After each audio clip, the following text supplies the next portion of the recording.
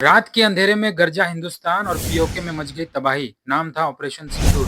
न चेतावनी न समझौता, सीधा वॉर जब भारत ने दिखाई अपनी असली ताकत। नमस्कार, मैं हूं कैलाश और स्वागत करता हूं कैलाश की कक्षा में। इंडियन एयरफोर्स ने पीओके में ऐसा कहर मचाया कि पाकिस्तान को अब यकीन भी नहीं होता। रात में अचानक खबर आती है कि पाकिस्तान और पीओके में भारत द्वारा एयर स्ट्राइक किया गया। अब तक जो खबर आ रही थी वो मीडिया के जरिए पता चल रहा था, लेकिन अब इंडियन आर्म फोर्स ने प्रेस कॉन्फ्रेंस करके ये जानकारी दी है। ये एक रैंडम अटैक नहीं था, बल्कि एक कोऑर्डिनेटेड तरीके से किया गया अटैक था। आर्म फोर्सेज जब प्रेस कॉन्फ्रेंस किया गया, उसमें वुमेन ऑफिसर को भेजा गया, जो कि एक ऐतिहासिक था। Colonel Sofia Qureshi, wing commander Vyomika Singh और फॉरेन सेक्रेटरी विक्रम मिस्त्री मौजूद थे। बात करेंगे ऑपरेशन सिंदूर के बारे में, जो कल रात को भारतीय आर्मी ने करके दिखाया है। हर न्यूज चैनल में अगर आप देखें तो ये ही अभी ट्रेंडिंग चल रहा है, ऑपरेशन सिंदूर। पाकिस्तान पर किया गया डबल अटैक और इधर आतंकी ठिकाने पे भारत ने तबाह किया। उधर आप देखेंगे कि वहाँ का जो शेयर मार्केट है वो भी धड़ाम हो चुका है। हुआ क्या है, तो 6 से 7 मई की रात को भारत ने पाकिस्तान और पीओके में जो मौजूद जो 9 आतंकी ठिकाने थे वहाँ पर एयर स्ट्राइक की, और उस एयर स्ट्राइक का जो नाम दिया गया है वो नाम दिया गया है ऑपरेशन सिंदूर। ये इंपॉर्टेंट है, ऑपरेशन सिंदूर इसका नाम दिया गया है। इसके बाद भी पाकिस्तान ने गीदड़ भभकी की है। उन्होंने कहा है कि अपने चुने समय और तरीके से इसका जवाब वो लोग देंगे। वैसे जवाब दे नहीं पाएँगे, लेकिन फिर भी कहना ज़रूरी है। आपको पता होगा कि इससे पहले पाकिस्तान के जो रेल मंत्री थे हनीफ अब्बासी, उन्होंने क्या कहा था? उन्होंने कहा था कि जो गोरी, शाहीन, गजनवी ये उनके मिसाइल के नाम हैं, ये हमने चौक पर सजाने के लिए नहीं रखे हैं, हिंदुस्तान के लिए रखे हैं, और हमारे पास 130 परमाणु हथियार है। आपको पता नहीं कि पाकिस्तान के किस-किस हिस्से में रखे हुए। हमेशा से जो न्यूक्लियर वॉर का धमकी पाकिस्तान देता आया है। हुआ क्या था देखिए, 22 अप्रैल को पहलगाम की जो बायसरन घाटी है वहाँ पर आतंकी हमला किया गया था। 26 टूरिस्ट मारे गए थे, और उस हमले के 15 दिन के बाद भारतीय सेना ने पाकिस्तान के पंजाब और पीओके जो कश्मीर है, पाक अधिकृत कश्मीर, उसके 9 आतंकी ठिकानों पर एयर स्ट्राइक कर दिया है। ये वो इलाका है। सबसे बड़ी बात ये है कि देखिए, ये जो पीओके का इलाका है, पीओके में तो अटैक किया ही किया है भारत ने। इसके अलावा पाकिस्तान के भी कुछ इलाकों में अटैक किया है।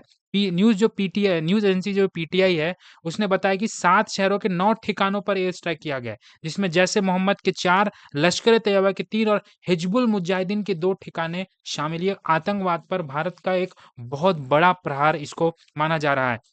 और आप ये देखिए, जो ये जो 9 ठिकाने हैं, ये जो बहावलपुर में है, जैश-ए-मोहम्मद का जो आतंकी संगठन है, मुरीदिके में लश्कर-ए-तैयबा का है, ये सियालकोट में हिजबुल मुजाहिदीन का, ये जो 9 आतंकी संगठन है, इन आतंकी संगठन को नस्ता-नाबूद कर दिया हमारी भारतीय आर्मी ने।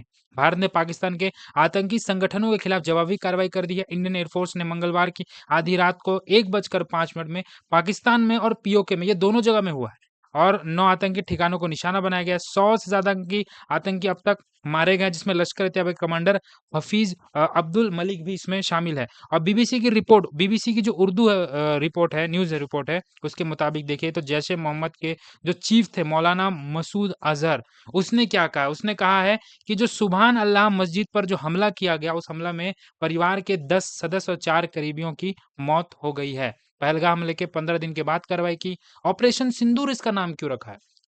कि देखिए, ये नाम उन महिलाओं को समर्पित है जिनके पतियों की पहलगाम में 22 अप्रैल को आतंकियों ने क्या किया था? हत्या कर दी थी।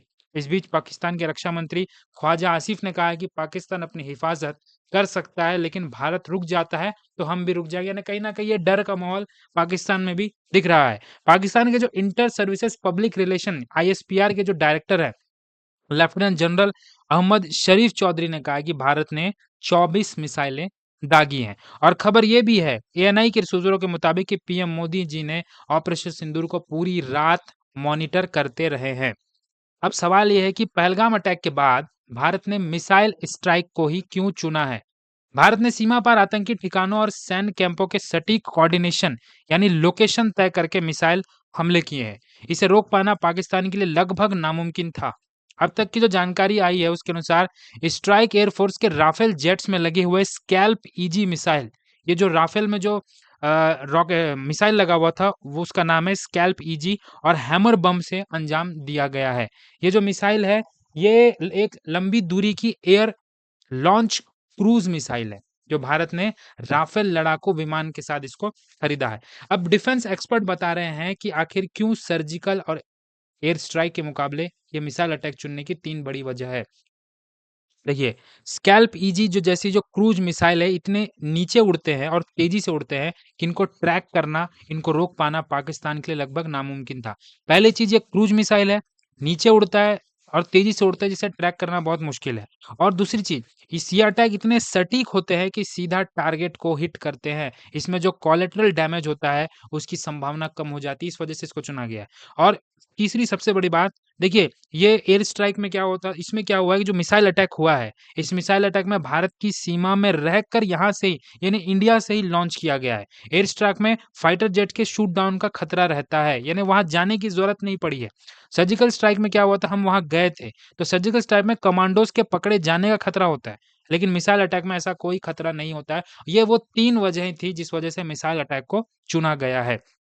इस बीच देखिए, पाकिस्तान का रोना शुरू हो जाता है। पाकिस्तान झूठा दावा कर रहा है, फेक न्यूज़ फैला रहा है पाकिस्तान। वो कह रहा है कि 3 राफेल और 2 मिग हमने गिराए हैं, जबकि वो 4 साल पुराना खबर है। देखिए, Sohail Tariq, I have double checked, 1 Indian origin fight jet is down, maybe Rafale, यानी बोल रहे हैं राफेल को मार गिराया है। कब उन्होंने ट्वीट किया है? 7 मई को रात के 2:34 पे, जबकि ये जो हुआ था, ये पुराना, ये बाड़मेर सेक्टर का था।